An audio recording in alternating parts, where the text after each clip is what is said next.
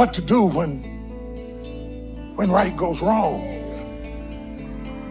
Is there any justifiable reason for my heart being broken? Is there any purpose in my pain? Can you make sense out of my sadness? Or did I just go through all of that for nothing? It's about the obstacles.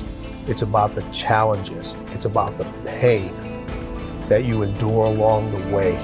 Stand on the platform, but when that happens, your mind has to immediately shift back, because now you felt and tasted something that you can only get through winning.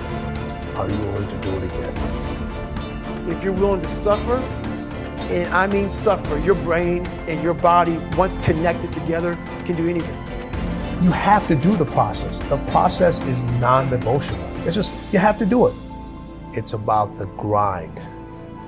Do you have the courage to think? Because if you can think, you can change. You can move, you can evolve, you can grow, you can become. You are one idea away. Your credit is not a problem. Your car is not a problem. Your situation is not a problem. Your thoughts are the problem. As a man thinketh in his heart, so is he. Everything starts in the thoughts you think. You are no better than the thoughts you think. If you think little, you go little. If you think weak, you go weak. What I need you to do is I need you to find a reason to keep going. And if you can find a reason to keep going, I know you're strong enough. Every human has what it takes to get past whatever they're going through if they decide to. If you want to level up your character, then you need to get out here and do it. That's the game. Go look in the mirror right now. Humble yourself. Stop sitting there with an ego. Realize you ain't shit. You need to be around brave men. You need to be paying attention. Listen to the truth. I wasn't born this way. I absolutely not really made myself this way. And any single one of you men out here can do the same thing. If you're a man, you have duty, you have honor, you have things you should be doing regardless of how you feel. You should get up and do what needs to be done. And to me, those are the individuals that win in life. I'm asking you, will you stay mediocre for the rest of your life?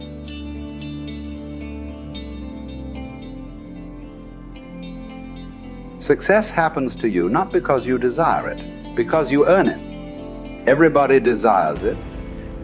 It comes only if you're capable of it. You know, we say in yoga, if you keep one eye on the goal, you have only one eye to find your way. That's not a good way to play a game. It's better both your eyes are on the game. The winning the cup and the accolades are things which happen because we play a game well. It's not because we want them, it'll happen. Because we play well, it happens. So it's always best that we keep our eyes, our body, our mind, everything focused on just one thing. That is when a human being functions at his maximum efficiency. If everything is focused in one way, your body, your energy, your mind, everything is organized in just one direction. A person who's going in one direction will go somewhere. A person who's trying to go in 5 different directions will not go anywhere. For one who is seeing this life as a stepping stone for a larger possibility, for him, there is no failure. For one who is looking at the simple events of this life itself as the goal of life, for him, there is failure and success. If you are just seeing this life as a stepping stone for a larger possibility, if you have a good deal, you use that for your well-being. If you have a bad deal, you use that for your well-being. The economy was on the boom when every fool could be successful. When the economy is on the boom, everybody gets carried, isn't it? Now there has been a meltdown. Now it takes something else to be successful. It doesn't matter what the hell happens with your life. If you are seeing this life only as a stepping stone for a larger possibility, then whatever the situation, it is beautiful and very useful. So various situations in your life, either you can use it to make yourself stronger and better, or you can sit and cry. This is the choice you have. Everything. It doesn't matter what happens. The most horrific event happened in your life that also can be used for your growth and your well-being. So the fear of failure. Failure is bad enough. Fear is adding spice to it, isn't it? I'll give you a formula. If you want to know what makes people happy at the most basic level, when your life conditions match your blueprint, when your life conditions are what you're expecting, not your ultimate dream, but when you meet your basic expectations, you're happy. If your life conditions are better than you expected, you're over the moon. If your life conditions don't match your blueprint, your expectations, you have pain.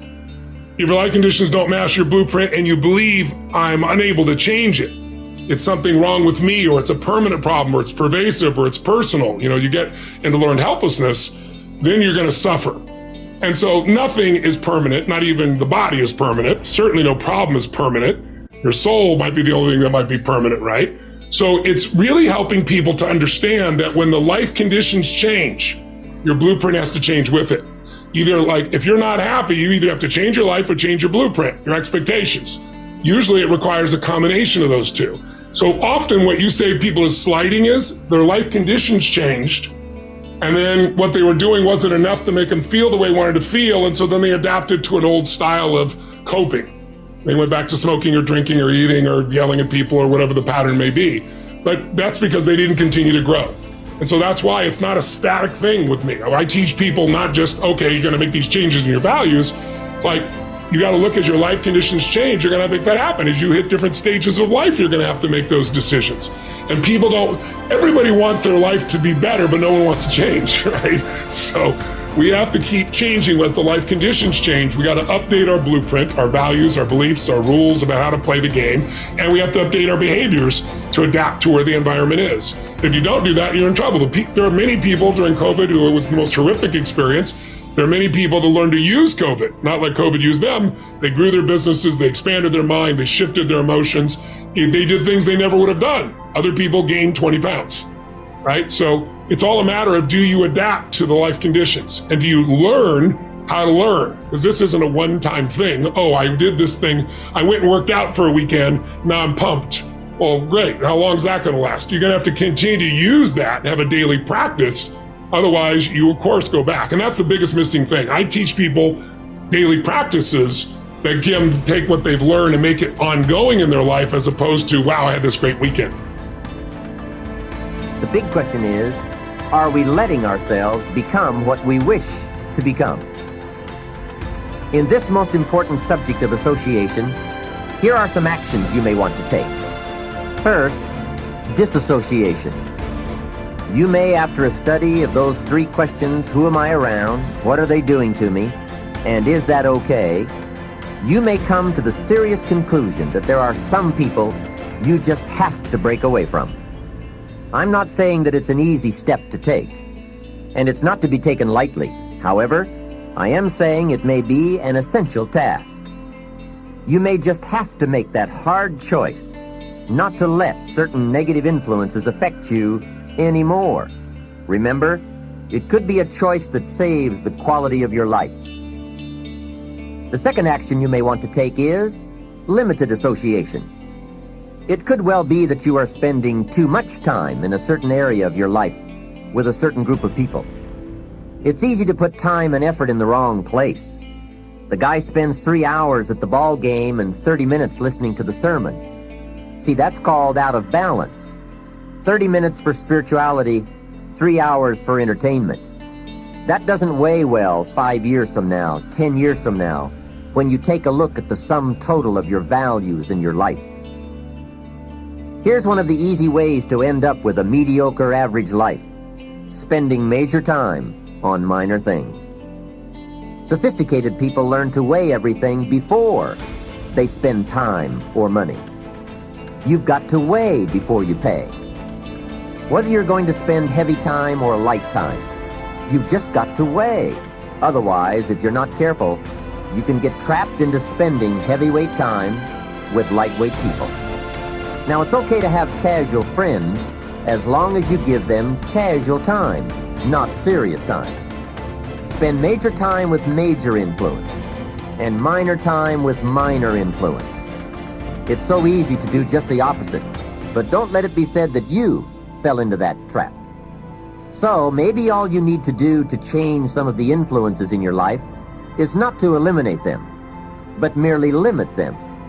Say, I have a good time with these people, but I'm not going to spend days and days with them anymore. I'm just going to cut that down and save some of that time for more major people and more major enterprises. Remember, it's your life. You can spend your time with whomever you want and whenever you want. But you didn't invest in this program for me to kid you. Take a look at your priorities and your values. We have so little time at our disposal. Wouldn't it make sense to invest it wisely? If you have only $100 in your pocket, it's okay to spend $20 for fun and put $80 toward your important values and commitments. But would you be happy reversing those percentages? Better to put the majority of your money where you know it will get you a positive return, rather than put it where the taste is brief and the results are poor. Of course, you must be the judge. You must determine whether the situation and the people call for disassociation or limited association. But remember, if it isn't taking you where you want to be 5 years from now, 10 years from now, now is the time to fix it.